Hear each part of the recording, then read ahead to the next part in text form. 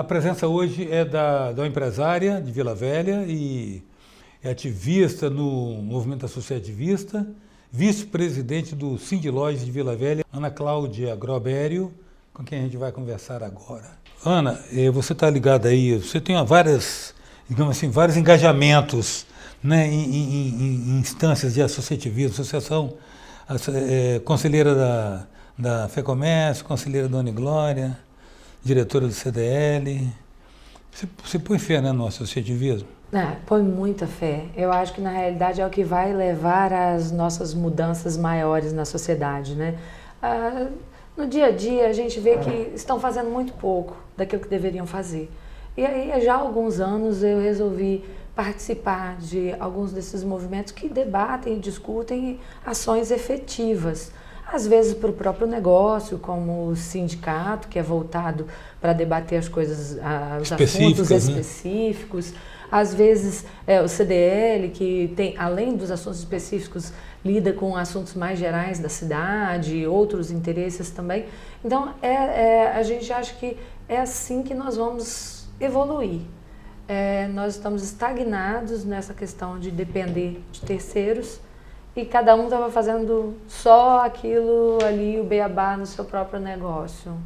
E acho que participando do associativismo a gente consegue tomar medidas mais interessantes, consegue evoluir muito mais. Já está lá, né? Já está lá nos primórdios, né? Juntos se vai mais longe, a união faz a força. Tem várias histórias aí em cima disso, né? Mas isso vai ficando muito na teoria. A verdade é que o capitalismo e as exigências para quem empreende no país, então se você tem uma microempresa ou mesmo é funcionário de algum local, você fica tão preso nos seus afazeres do dia a dia, nas rotinas diárias, que você acaba não se dedicando a essa questão do conjunto, do social, do todo. Do coletivo. E esse todo foi se perdendo bastante, né? Nós estamos aí muito atrasados. A preocupação, a cultura de associativismo, ela traduz muito uma consciência social, né? Porque isso que você falou, cada um fica absorto no seu negócio, preocupado com o seu, não tem tempo para cuidar do que seria do coletivo. E quando você fortalece o coletivo, por vir direto, você fortalece o seu, né? Muito! Né? A gente tem visto isso nas últimas décadas, tem sido enfraquecido o de cada um diante de tantas crises econômicas sucessivas, porque não se conseguem estabelecer políticas de continuidade. Por que não se consegue? Porque a sociedade não está unida, e aí vem a questão do coletivo, do associativismo, com esses propósitos para que eles continuem e perdurem, independente de quem esteja no poder, independente de quem sejam os governantes. Então, uma sociedade unida faz toda a diferença. E nós estamos muito longe e engatinhando nesse propósito de associativismo. Agora, você falou, de fato, a gente se engaja, cada entidade é uma trincheirinha onde se pretende, de uma certa maneira, influenciar e transformar pelo menos sua realidade imediata. Mas num primeiro momento houve a necessidade de transformar as próprias entidades, né?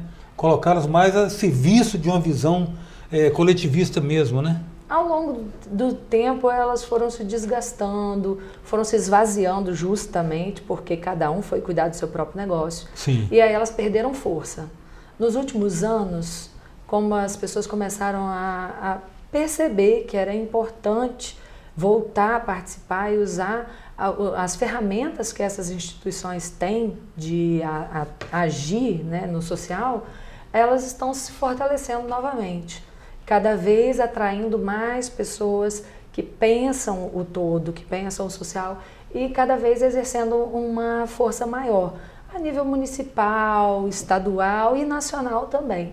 As organizações têm se fortalecido e é uma aposta muito séria de que no futuro elas vão dar bons frutos para a sociedade. Na área específica do segmento lojista, Ana, quais são as pautas mais prementes? Nós tivemos aqui, na situação específica de Vila Velha, a questão de segurança. Está séria a questão ali no centro, né? Não sei se é em todo o município. Mas quais são as pautas mais prementes para vocês? Todo tipo de problemas que atinge os lojistas e a busca de soluções também.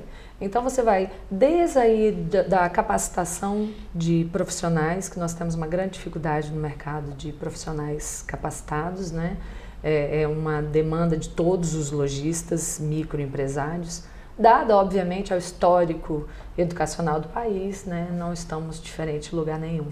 Até questões voltadas à legislação trabalhista, como os debates das convenções coletivas, as questões ligadas à segurança, à iluminação pública, ao turismo.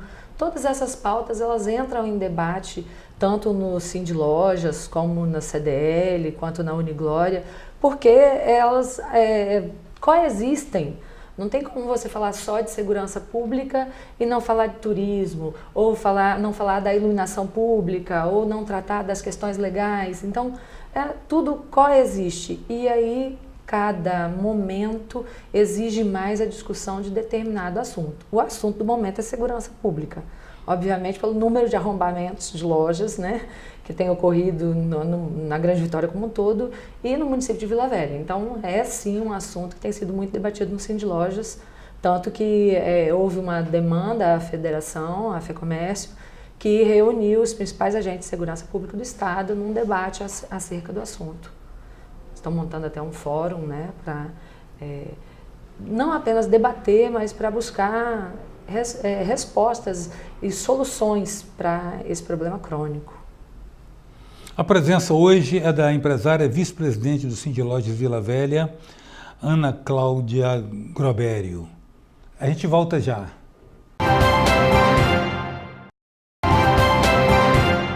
Voltamos com a presença da vice-presidente do Sindlojas de Vila Velha, a empresária Ana Cláudia Grobério. O seu perfil é de empresária de pequena empresa? Quais são os desafios hoje da gestão da pequena empresa? Você tem o quê? Burocracia, você tem essa questão de rotatividade de mão de obra, sei lá, fiscalização. Às vezes certos tipos de fiscalização são um pouco inclementes, cobra-se muito do pequeno empresário, que às vezes também não é nem cobrado numa grande corporação, às vezes onde a fiscalização sequer entra, né? São múltiplos as dificuldades atuais, né? A principal do momento, obviamente, a crise econômica que afetou grandemente as vendas dos pequenos, né? Então, o principal agora é queda de vendas. Queda, né? De vendas. Mas sumiço do freguês. Vamos descontar esse, porque a gente já teve várias crises econômicas, não é a primeira, não vai ser a última, né? Quem está no mercado já há muito tempo já passou por outras. Mas igual essa, eu acho que não, hein? Não, essa com certeza, bom, pelo menos que eu vivi, essa é a maior, eu também sou um pouquinho anterior, a mais difícil de superar. E o pior de tudo, a gente ainda não está vendo a luz no fim do túnel, né? Exatamente. Esperamos que ela venha após as eleições. Mas assim, são múltiplas as dificuldades do micro e pequeno. E tem aumentado muito nos últimos anos a burocracia. Com a informatização e as exigências legais, você acaba tendo que fazer muito do trabalho que antes era do contador ou que antes não existia a obrigatoriedade, e você acaba despendendo muita energia nisso, às vezes tendo que ter um número maior de funcionários para cuidar da área burocrática, quando deveriam estar lá lidando realmente com o propósito da empresa, que no caso do pequeno varejo, vender. Então você tem muito dessa energia despendida com uma parte burocrática.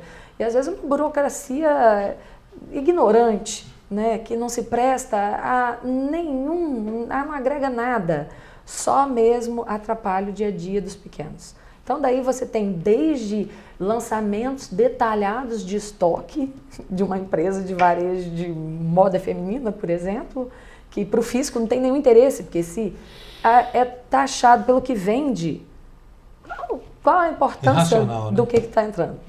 Bom, tem N situações assim, até as exigências, por exemplo, do E-Social também para os pequenos agora, né, que vão ter que fazer os programas de segurança do trabalho, também em questões onde você não vê nenhum risco para o trabalhador, como por exemplo trabalhar numa loja de roupas. Ana, você acha que tem uma visão deformada do que seja a função do empresário na sociedade brasileira? Completamente. Eu digo às vezes que o empresário, às vezes ele se sente como se ele fosse o algoz, né, o bandido. Está havendo uma inversão de valores. Na realidade, a maioria dos empresários, porque para tudo existe exceção, mas a maioria dos empresários é gente que dedicou a vida inteira a construir um sonho, construir uma empresa, construir um trabalho, ganha e recebe por aquilo que produz riqueza, fornece empregos.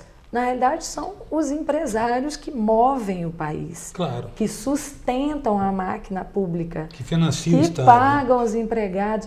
Na realidade, não vejo nenhuma lógica nesse embate patrão-empregado. Isso é coisa antiga. Na realidade, na nossa empresa, por exemplo, a gente tem uma relação bastante amigável com os funcionários. Porque, olha, uma relação de todo dia. Nas empresas pequenas você tem É uma relação de contato. interdependência, né? É uma relação de interdependência, é um casamento ali. É as duas faces da moeda, né?